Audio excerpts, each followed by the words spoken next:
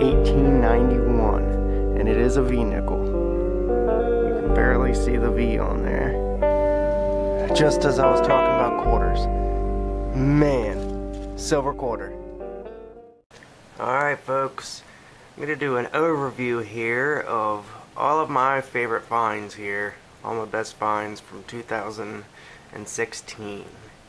I don't think I'll be getting out any more this year. I might get out one more time, but I figure I'll do a roundup here of all of my favorite finds. Got to kind of separate it out here. I'm not going to go over every single solitary thing here, but I'll just sweep through some areas here and tell you a couple things about it, and that'll be it. Got kind of just hinges and buckles, the first skeleton key lock, another hinge there. And this I just found recently. It's a really ornate, either umbrella, cane handle, along those lines. Still has the wood in the bottom, so it was definitely attached to wood, but it's got a real nice design on it. Got a lantern part here. This is a military buckle dated 1904. That's either like a picker's token or from the Orange Grove. I've dug that up. Could be a cattle tag, something along those lines. Little nice designs here. Pocket watch. That is off of a pipe. You close the pipe, top for a pipe there, smoking pipe. I got two fobs. I got the National Negro Business League. It's for the annual meeting in St. Louis, Missouri, 1927. And I got the Knights of Pythias. Couldn't get a date on this one, but just found that recently. Here's the elk head coat hanger, a luggage or baggage tag, horse reins guide, part to a musical instrument, bunch of buckles and suspender parts, a front to a lock there, a lock plate, some two-piece buttons, horse related item, I forget what that's called, a bit boss or something. Not a bit boss, that's Civil War. What the heck is that called?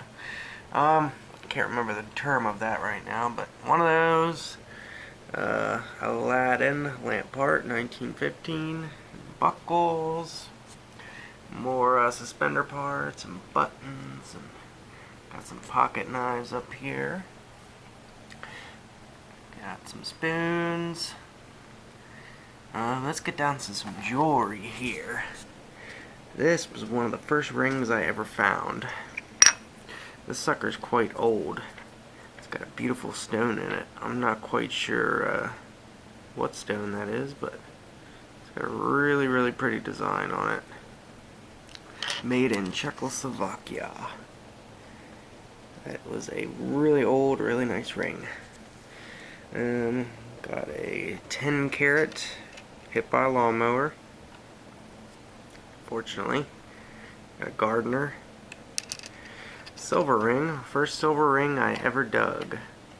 Cub Scouts. For the Boy Scouts of America. The Cubs. That was awesome. That was in a drainage ditch. 18 karat gold. Class ring. Hit by a lawnmower. Lost all the date in it. All I got is one name, Robert. But the date's gone, and even where it was 18K is gone. I had to test it to figure out what it was. Stone's gone. It's pretty beat up. Little silver earring here. Got this honkin' silver ring. The mother of pearl in it. The maker's mark in there. 925. I had to test this. It is a handmade little silver wedding band. It's got a break in the band on that side. And this, the mother of all rings. A wedding engagement ring combo. This thing is ridiculous. Two bands, 585, 14 karat. And this is a big ring. Sucker is beautiful. My very first gold ring I ever found. I've only found a few since this, but this was my very first and my very best, and I love it very much. And it is a honker, huge ring. It's I think it was 8 or 9 grams, but it is just beautiful. It's a very expensive ring, and I love it. Oh, this was really cool to find. That is a heel plate. This was a navy buckle. It had an anchor in it, and that side matched the right side there. Here's some more buttons and collar studs. And I guess went into your lapel or something. It's got a real pretty little design on it. There we go. Insignia, like a collar insignia thing. Here's a ton of lead bag seals that I found. That might even be the prettiest one for the Zoo Leopold's Hall, Strasfurt. And there's a couple other ones in here, but most of them are that. There's this guy. There was a US one in here somewhere. I don't know if I can find that US one now. But most of these are all Leopold's Hall, except for just a few. This might even be the US one. Yeah, US at the top. Not too sure. I don't know if it's lead, it's in iron. No idea what that was. Got a bunch of musket balls. These are the first ones. I just separated them. First ones I ever found. It's a little, oh, there is a silver coin in with there. Wheaties. These are all Mercs and Rosies that I separated at the beginning of the year. It's a pile of them. I think there's 30 or 40 of them in there. These are valve stems and lipstick tubes. Here's a little token. I wish it was in better shape, but it's good for $1. And it is from C. Jordan and Company. I think it was an insurance company token for $1. But it's pretty ate up. Aluminum token. Didn't do very well. Top row appears Indians. I've got my 1876 Indian headpenny in there. And I've got my fatty 1863. Those are the two notable ones out of the lot.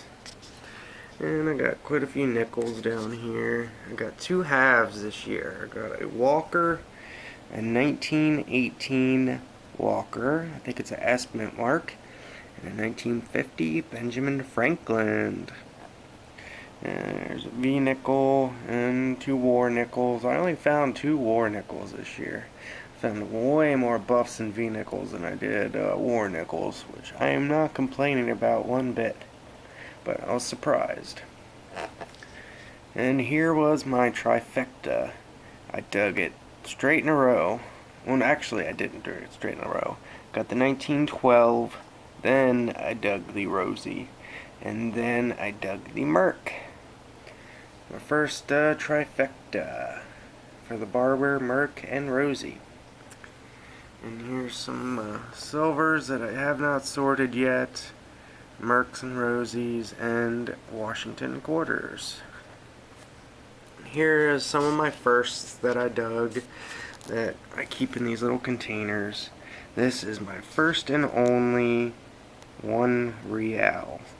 You can barely tell, but you can see it's a King Charles the Fourth. You can barely tell the DEI, and there is his head. And when I flip it, you can really barely see the crown at the very top. You can't see the pillars or the shield or anything. It's wiped, and it is very bent. That is my first reals, and I love it very much. You can see the detail a little bit at the top. luckily I got something off of it.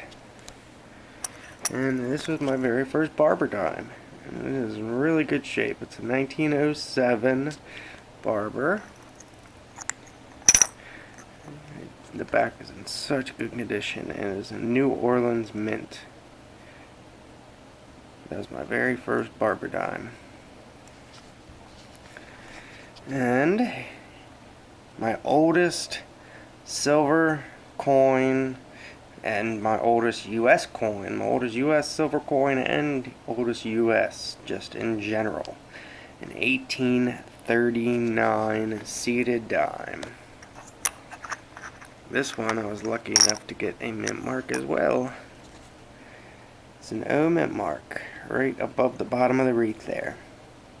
It's pretty worn, so it probably was not dropped in 1839, but there was Seminole War activity in the area where I found it, so it very well could have been dropped around that time. But my first and only seated dime. I have never dug a seated coin except for this one. They're few and far between down here in Florida, unfortunately. I know people that dig them all the time, but I've only got one, and I'm very glad that I was able to get one. I dug that within my first 3 months of detecting. I popped that up. And I forget which one of these V-nickels is my first. That's an I think it's 1891 and a 1901. That is a beautiful, beautiful V-nickel. I've got a few other V-nickels and stuff in here, but I don't want this video to go on forever. Sorry, it's getting a little wonky there. Let's show you this one here. That is my Chinese coin and a pipe snuffer, some belt buckles, and a World War II HBT jacket button. And that's about it. Oh, skeleton key lock, first and only padlock. Well, that's about it, folks. Just an overview of all of my best finds from 2016. Thank you very, very much for watching. If you want me to go in depth on anything, I will be more than happy to. Or if you got any corrections of some things in here that I said wrong, because I'm not sure what every single solitary thing is on here. But please let me know. And I thank you for watching. And I will see you all in the next hunt. I'm looking very, very forward to 2017. Hopefully some good old stuff comes out of the ground, folks. Good luck to you all, and happy hunting.